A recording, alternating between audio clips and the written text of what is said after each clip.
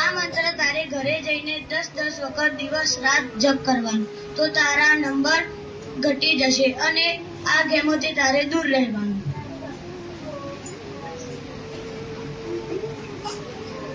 તું 12મા ધોરણમાં ભણે છે ને? હું બધું જાણું છું, મને બધી જ ખબર છે. મને એ પણ ખબર છે તને ભણવામાં મન નથી લાગતું. અહીંયા હું તને જે મંત્ર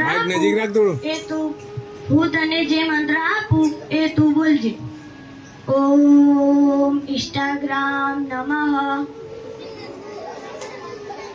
ઓમ વોટ્સએપ નમઃ,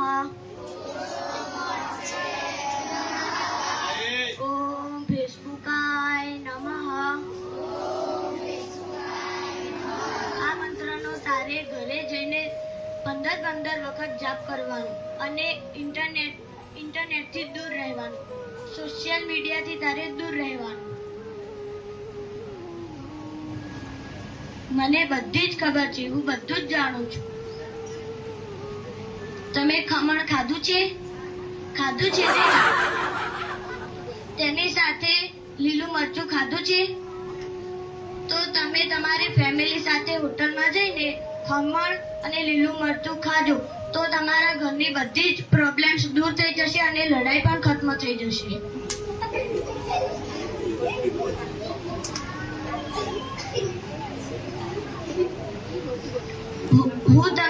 હું તમને મારી સેલરી વધતી જ નથી. હું તમને એક મંત્ર આપું, એ તમારે બોલવાનું.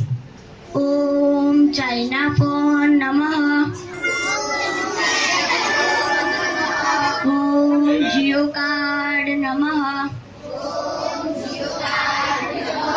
આ મંત્રનો તમારે ઘરે જઈને 20 વખત જાપ કરવાનો અને ચાઇના ફોન અને જીઓ કાર્ડથી દૂર રહેવાનું, તો તમારી સેલરી વધી જશે. હું બધું જ જાણું છું, મને બધી જ ખબર છે.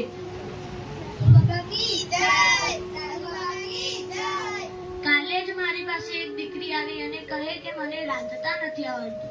મેં તેને એક મંત્ર આપ્યો. ઓમ યુટ્યુબાય નમઃ, ઓમ યુટ્યુબાય નમઃ. તે યુટ્યુબમાંથી શીખીને મેગી બનાવવાનું શીખી ગઈ. હું બધું જ જાણું છું, મને બધી જ ખબર છે. હવે મારી સભાનો સમય ખત્મ થાય છે.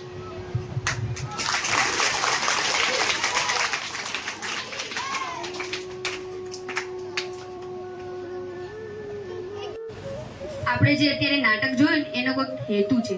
જેમ કે સાધુ બાબાએ પહેલા સારા ઉપાયો આપ્યા અને 2 અંકે સારા ઉપાયો આપ્યા નતા.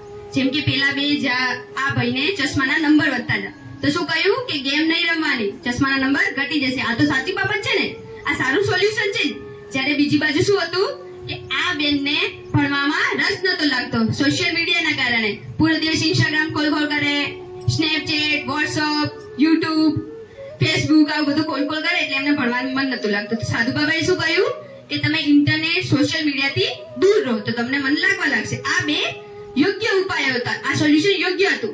જ્યારે બીજી બાજુ શું કહ્યું, આ ભાઈને ઝઘડા થતા હતા, તો સાધુ બાબાએ શું કહ્યું કે મરચું ખાજો, ખમણ ભેગું લીલું મરચું ખાજો. આથી કઈ ઝઘડા રૂકી જવાના નથી, રૂકવાના. અને બીજું શું હતું, આ બેન કે મારે સેલેરી વધતી નથી, તો કે ચાઇના ફોન અને જીઓ કાર્ડ નહીં વાપરવાનું. આ બંને વાપરવાનું નહીં તો સેલેરી વધી જવાની નથી, વધવાની. તો આ 2 અયોગ્ય ઉપાયો હતો, આ 2 યોગ્ય ઉપાયો હતો.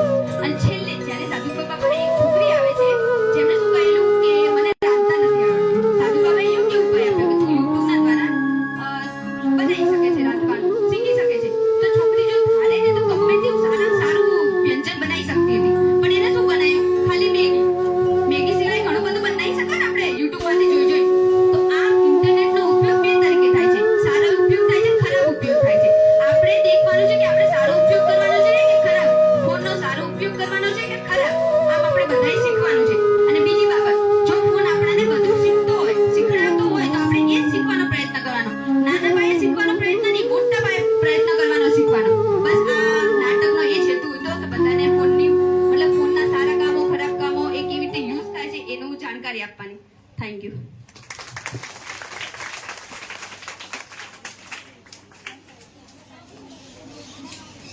બધાની